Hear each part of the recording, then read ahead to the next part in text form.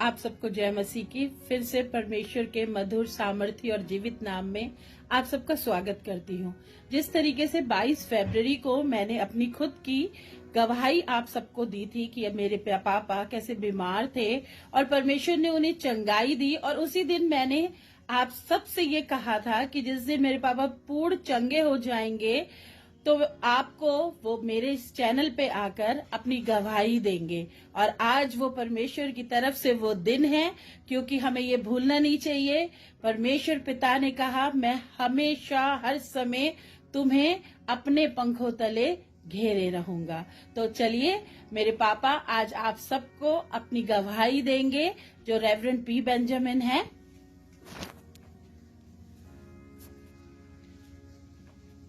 सबको जय मसीह की।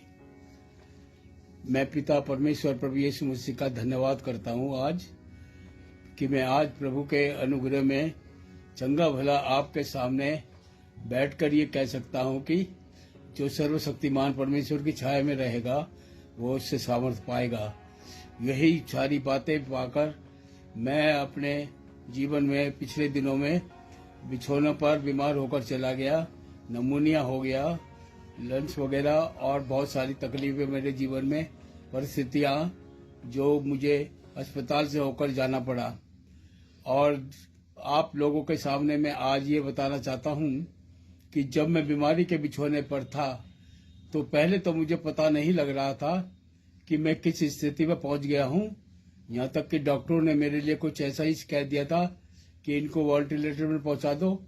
यहाँ तक कि सब काम के साथ मेरे जीवन में बीमारी और दुख तकलीफ का कुछ ही देर बाद प्रभु ने मुझे मौका दिया कि मैं चंगा भला होकर देख सका। आज मैं जब आपके सामने हूं तो सबसे पहले मैं खुदावन प्रभु यीशु मसीह का धन्यवाद के साथ ये कहना चाहता हूं कि आप सबने मेरे लिए प्रार्थनाएं की। प्रभु के पाक कलाम के मुताबिक जब जब जिन जिनों को पता लगा उन सब ने मेरे लिए प्रार्थना की, और यहाँ तक कि जो मेरे प्रियजन और जो भी थे वो लोग मेरे पास बिछौने पर भी आए, अस्पताल में भी आए, और यहाँ तक कि आकर मेरे ऊपर सर पर हाथ रखकर दुआएं की। और मैं परमेश्वर के उन अभिषेकों के लिए पासबान, निगहबान और उन सब रिश्तेदारों और भाईजनों और बहनजनों का मैं उन सब का धन्यवाद देता हूँ। धन्यवाद देता हूँ उन सारे स्टाफ का, उन सब नर्सेस का, सबके साथ मेरे इस जीवन में मैं आपके सामने अपने परिवार का धन्यवाद भी करता हूँ, जिन्होंने मुझे अपने हाथों हाथ उठाए रखा, और जहाँ जहाँ मुझको परेशानी हुई उन्होंने लेकर मुझे पहुंचाकर मेरे लिए काम किया। आज मैं परमेश्वर के उस धीरजता को जानता हूँ। जब मैं बिछौने में पड़ा था तो बहुत सारी बातें परमेश्वर ने करी थी जो कि जीवन में मेरे घटी हुई। मैं बीमारी के बिस्तर पर जब पहुंचा तो उससे पहले मेरे जीवन में बहुत सारी घटिया कमियां थी, और जिसके कारण मैं कभी कभी बीमारी के कारण कभी कभी मैं चर्च भी नहीं जा पाता था, और यहाँ तक कि मैं अपनी पारिवारिक प्रार्थना में भी नहीं आ पाता था। अब प्रभु ने मुझे उठाकर जब चंगा किया तो उसने मुझे कहा, उठ प्रकाशमान हो, क्योंकि परमेश्वर का नूर तेरे ऊपर चमका है। और परमेश्वर ने जब मुझे इन बातों से अवगत कराया तो मैं परमेश्वर के लिए यही कहना चाहता हूँ कि सब कुछ मिलाकर प्रभु के लोगों के लिए भलाई को उत्पन्न करती है। मेरे बेटी दामाद ने, उन लोगों ने मिलकर मेरे लिए से आकर अपने स्कूल और जॉब को छोड़कर मेरे साथ कंधे से कंधे मिले रहे। अपने बड़े बेटे आशीष के लिए धन्यवाद, भावना के लिए, मेरी बहू के लिए धन्यवाद करता हूँ अपनी पत्नी रूपा बेंजामिन के लिए, जिन्होंने मेरी ऐसी परिस्थिति में मेरे ऐसे काम किए जो कि उनके जीवन में असंभव थे, लेकिन उन्होंने मेरे लिए किए।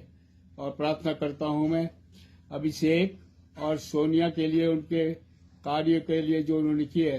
मैं डॉक्टर मलिक का धन्यवाद देता हूं और उनके उस सहयोग पर दवाई के उस उपचार से। लेकिन आज जो मैं आपके सामने बैठकर बोलने में शक्ति कर रहा हूं, ये सब आप लोगों के उस प्यार का, प्रार्थना का वो है। मैं पिछले दिनों में बोल भी नहीं पा रहा था। आज जो मैं बड़ी सामर्थ्य से बोलकर कह रहा हूँ, वही सामर्थ्य जो मैं अपने मिनिस्ट्री के टाइम पर करता था, आज मेरी आवाज में प्रभु ने वो जोर दिया है। और मैं एक बात आप लोगों से बात कहना चाहता हूँ कि परमेश्वर अपने प्रियजनों को छोड़ता नहीं है, वो कभी त्यागता भी नहीं है और ना कभी वो चिंता करने के लिए कहता है। वो गाना भी गाना गा सकते तुम मेरे लिए। मेरी प्रिय बेटी अर्पणा, एक गाना मेरे जीवन में करता हूँ मैं तेरी चिंता, तू क्यों चिंता करता है।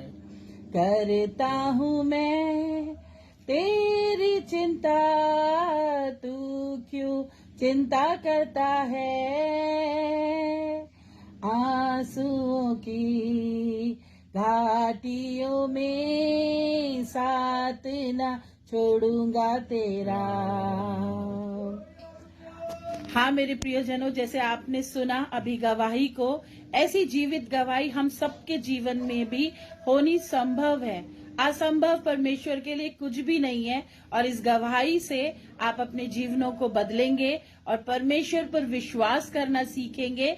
यही हमारी आशा और प्रार्थना है, क्योंकि वो कभी भी हमारा साथ नहीं छोड़ता। जय मसीह की।